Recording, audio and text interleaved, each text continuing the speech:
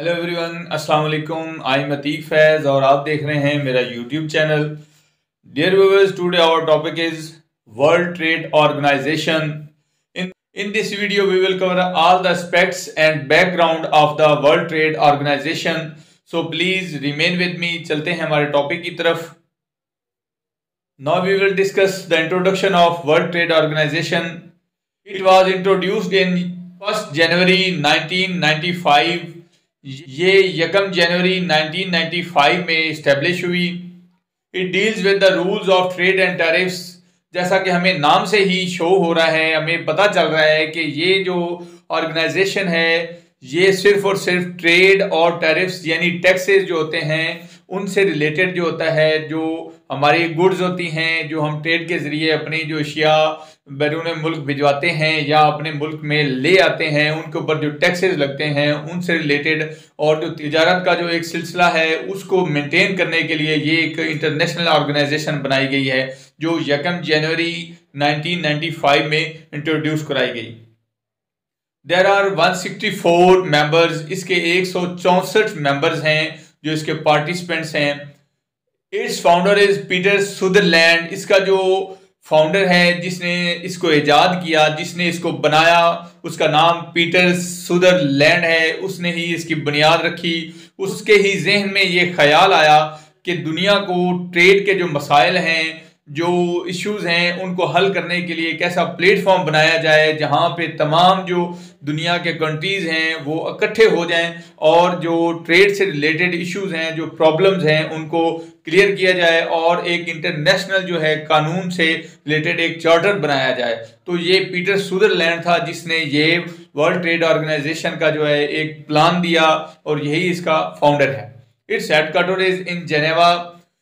ये जो world trade organisation है इसका हेडक्वार्टर जो है वो जिनेवा में है। जिनेवा यानी कि स्विट्जरलैंड। स्विट्जरलैंड में ही बहुत सारे इंटरनेशनल जो ऑर्गेनाइजेशंस हैं उनके हेडक्वार्टर्स हैं। Its DG is Ngozi Okonjo of Nigeria. Its DG is Ngozi Okonjo of Nigeria. Its first lady director general of world trade Organization and belongs to the Nigeria. इसकी जो director general है वो एनगोजी Okonjo है जो कि Nigeria के जो मुल्क है वहां से तल्लक रखती है। और ये वर्ल्ड ट्रेड की, जब से वर्ल्ड ट्रेड ऑर्गेनाइजेशन मर्ज वजूद में आई, जब से ये बनी, उससे लेकर अब तक ये पहली लेडी है जो इसकी डायरेक्टर जनरल बनी है। और ये साउथ अफ्रीका जो कॉन्टिनेंट है वहां से पहले डायरेक्टर जनरल है और वो भी एक लेडी है। और इसको ये एजाज जाता है कि ये दुनिया की पहली लेडी डायरेक्टर जनरल है जो कि वर्ल्ड ट्रेड ऑर्गेनाइजेशन की डायरेक्टर जनरल है। Its budget is $220 million.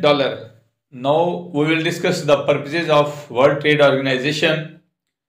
It helps to reduce barriers to trade in both goods and services. Now we will discuss the purposes of world trade organisation. It helps to reduce barriers to the trade in both goods and services.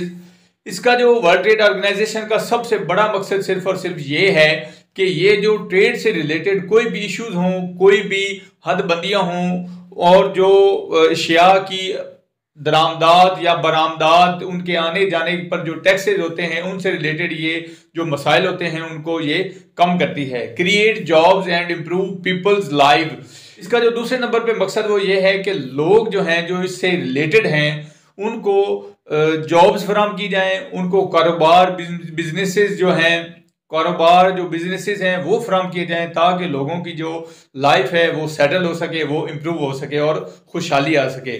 Resolve the issues of countries related to the trade. इसका जो तीसरे number पे purpose वो ये है कि जो countries के आपस में ट्रेड से रिलेटेड इश्यूज हैं उनको सॉल्व किया जाए, उनको जो है अपना एक अच्छे तरीके से हल करके उनके दरमियान जो है बाहमी तिजारत जो है, लेन देन का जो मामला है उसको बहाल किया जाए। Now we will discuss the rules of world trade organisation. It concentrates on global trade and economic policy.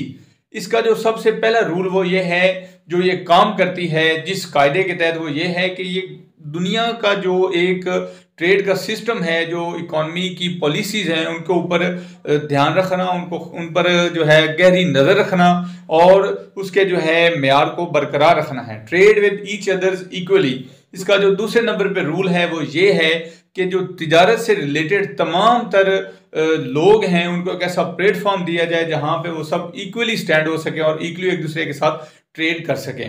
Provide transparency and international trade system, इसका जो नंबर 3 पे रूल वो ये है कि जो ट्रेड का जो तिजारत का लेन देन का जो सिलसिला है, जो एक तरीकाकार है, इसमें शफाफियत पैदा करना और जो एक बैनुल-अक़वामी तिजारत का जो निज़ाम है उसको कायम करना है।